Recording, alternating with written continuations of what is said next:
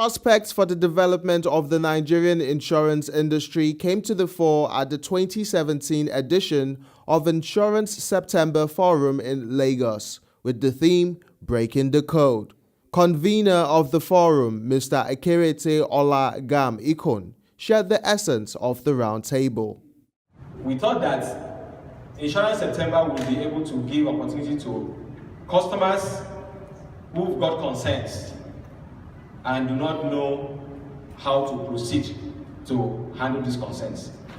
We thought we should have, experienced insurance professionals who have seen the different dimensions of the business and be able to, address the minds of these customers to what they ought to do to indeed get value out of insurance. Yes, insurance, you should get value out of insurance because you did it with the mind that it was something to get.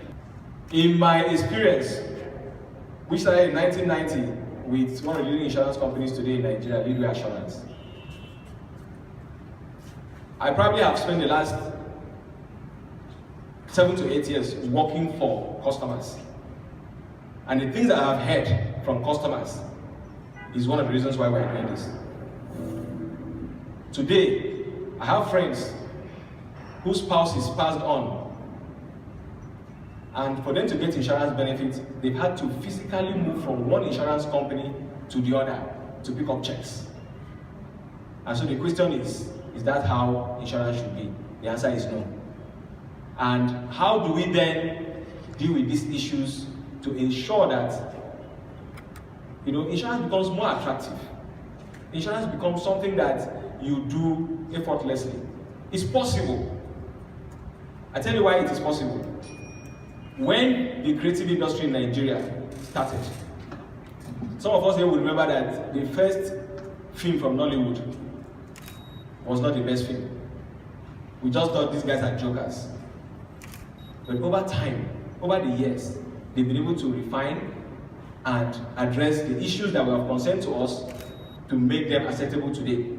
And Nigerian films are being watched all over the world. Various experts shared their perspectives on how the Nigerian insurance industry should be repositioned to create value in the economy. In development economics, one of the key fundamental principles that is mentioned is an economy or an environment or a country cannot develop unless there's some level of savings. I'm trying to be as simple as possible because we are supposed to be having a chat, a dialogue. Now, how do you save? You don't save unless the basic fundamentals have been taken care of. What are the basic fundamentals? You have a place to live, no matter how small. You have something to wear, no matter how old or shabby. You have had something to eat, and you have access to basic ingredients of survival. It is when those things have been taken care of, and you still have a little excess. That's what you put in the bank, in what you call a savings account. Right? Now the bank aggregates all the savings money and now invest it in various things. That's how development is generated. Development is generated from what has been saved by the people who have met the basic fundamentals and had a little extra. Now, insurance is also one of the products or one of the sectors in which you can have some degree of savings. Now look at Nigeria as a whole. I don't know how many of us inside this room earn our monies on a regular basis, on a monthly basis, and meet all our expenditures, including your children who are going to Day Waterman College, Dowen College. I'm catching all of you, you're looking down. I'm going to various expensive schools. There are probably 3 or 4 of them, including the one your wife probably doesn't know about. And when you pay all those fees, you pay for your flat in Lekki, 2 or 3 million naira a year, and then you maintain your vehicles. When you put all that resources together, all those expenditure together, you're paying 15 to 20 million naira in lifestyle yearly. What are you really earning? And how much do you have left when you've met all these obligations? You find out that for over 90% of Nigerians, they earn their income and they try to meet their obligations, and there's nothing left after they met the obligations. Today, any insurance company whose head of IT reports to any other person than to the CEO is a joke. If you give birth to a child today, in a matter of a year or 2 years time, the child is already playing with pad, computer. Every child that is between 1 and 20 years old today communicates only by digital devices.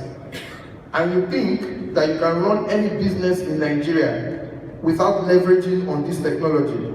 Your business is first technology, then second insurance. First technology, then second insurance.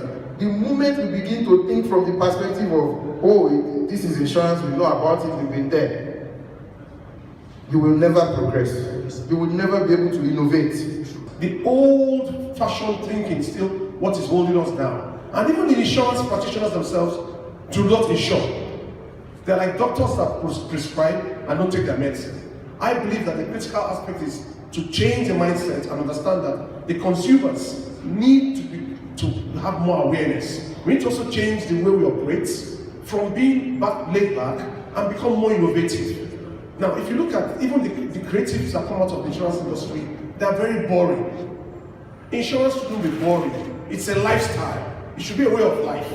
But every content that comes out of our market, it's based on old school thinking. I believe that the most important aspect beyond selling is innovation. Now, if you look at the forms they give you to fill, we are still living in the past where you have to fill a thesis to get insurance.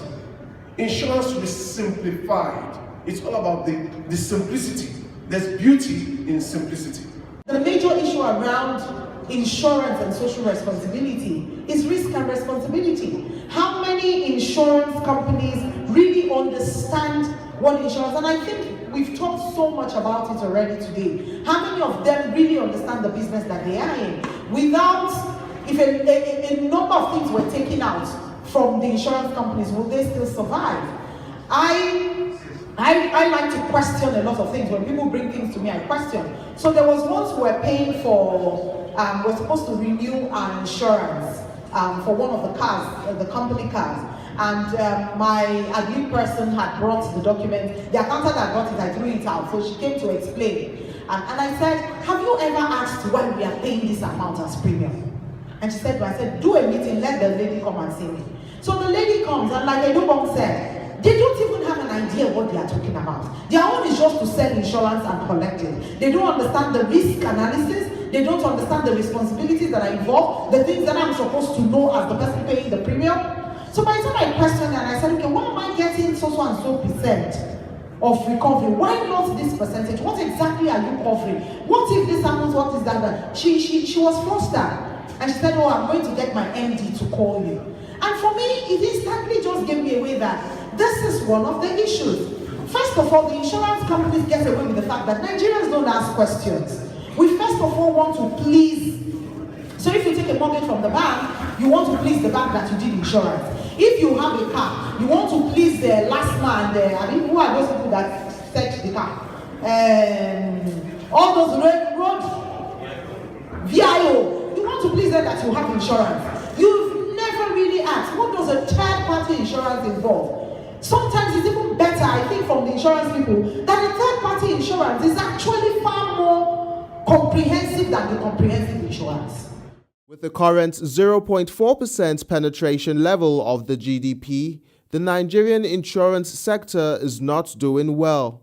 This underscores the need for the industry to tap into innovative and customer-centric solutions that will make insurance attractive to Nigerians.